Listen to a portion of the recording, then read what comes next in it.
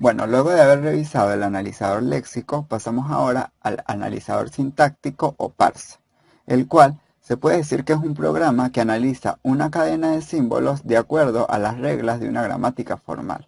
Usualmente hace parte de un compilador y básicamente su función es transformar una entrada en un árbol sintáctico de derivación.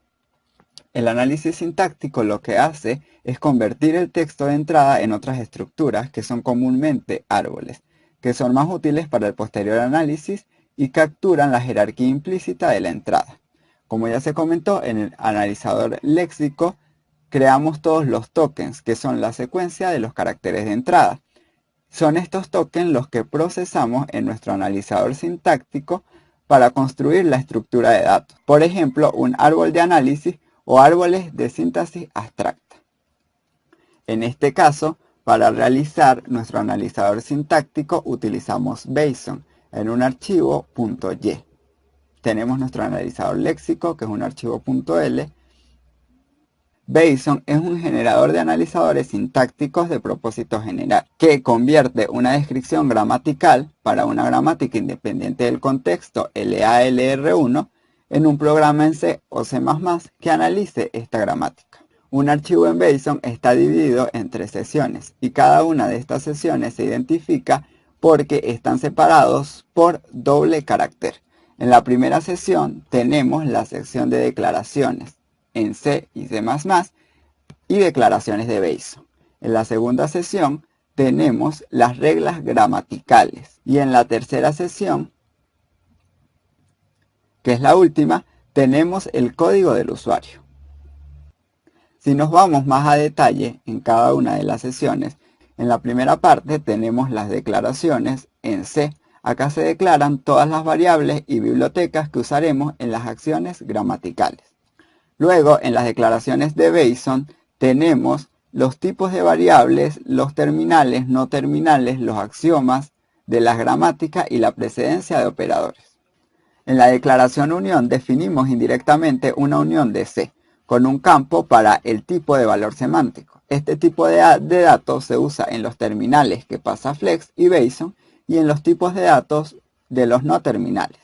Luego tenemos nuestras especificaciones de terminales y no terminales. Los terminales pueden tener o no tipo, y los tipos que vayamos a usar deben estar declarados en nuestra unión y además deben ser los mismos tipos que estamos retornando desde nuestro analizador léxico.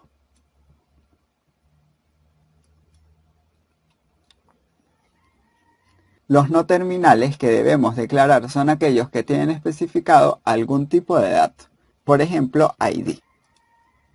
Los que no tienen especificado un tipo de dato no son necesarios declararlos. Y además declaramos todos los tokens que estamos recibiendo desde nuestro analizador léxico. Y también tenemos la sentencia estar, que nos indica con qué no terminal va a comenzar la gramática a analizar. Luego de esto tenemos nuestra segunda sesión, que es la sesión de las reglas gramaticales. Y contiene propiamente reglas que son de la forma regla y cuáles son las producciones que conforman esta regla. Acá en nuestras reglas gramaticales lo que hacemos es definir cómo vamos a poder acceder o no dependiendo del orden que tengamos en los terminales y no terminales. Por ejemplo, en la regla declaración tenemos que primero tenemos un tipo de dato, un ID y un punto y coma para poder hacer una declaración. Lo que quiere decir que yo podría tener una sentencia como un tipo de dato, un ID, que sería el nombre de mi variable, y un punto y coma. Y eso sería una declaración correcta. Es decir, que yo también podría tener sentencias de tipo de dato, nombre de la variable, punto y coma, y hacer otra declaración continua. Por ejemplo, nombre de la tipo de dato, nombre de la variable, punto y coma. Tengo otro tipo de dato, nombre de la variable, punto y coma. Y esto va a ser reconocido como una regla de mi analizador sintáctico. Acá es importante resaltar varias cosas. La primera es que tenemos reglas que son terminales y reglas que son no terminales. Una regla puede estar conformada por otras reglas que son no terminales. Por ejemplo, acá tenemos que la regla declaración, las producciones están conformadas por la regla ID, que ya se definió, y tenemos que ID está conformada por un tipo. Además, el orden en el que se encuentran ubicados los diferentes tokens y las diferentes reglas para formar una producción es importante. Y lo que tenemos en las llaves son acciones que las podemos identificar por un dólar y un número.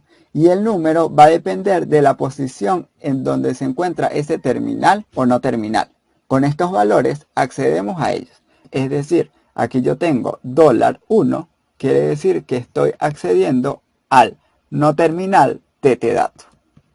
Si queremos asignar un valor a un no terminal, usamos el símbolo $. Entonces le estaríamos asignando directamente a nuestra declaración el valor de esta producción. Una regla puede estar compuesta por una o muchas producciones. Por ejemplo, en este caso tenemos que la regla declaración está compuesta por la primera producción o la segunda producción. Entonces podemos definir cuántas producciones nosotros queramos que identifiquen cómo está estructurada esa regla.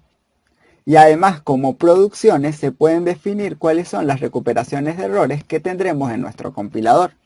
La recuperación de errores son los errores más comunes que podemos tener y lo que hacen es decirle a nuestro compilador cuando ocurran estos errores, realiza una acción y no termines el proceso de compilación por este error.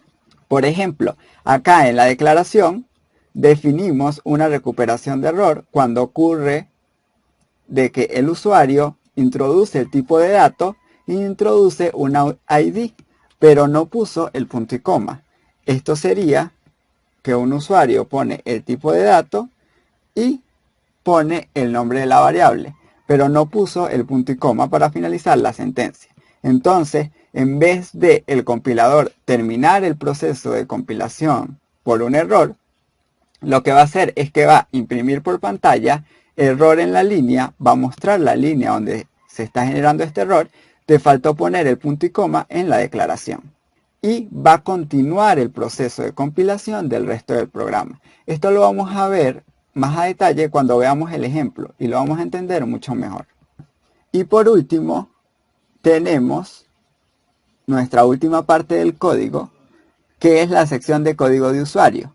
Acá colocamos todo el código en C o C++ que el usuario quiera colocar. Pueden ser funciones main o subrutinas que vayamos a realizar. Siempre es necesario que pongamos la función main, ya que esta es la que va a llamar a nuestro parse. Le damos como parámetro un archivo de entrada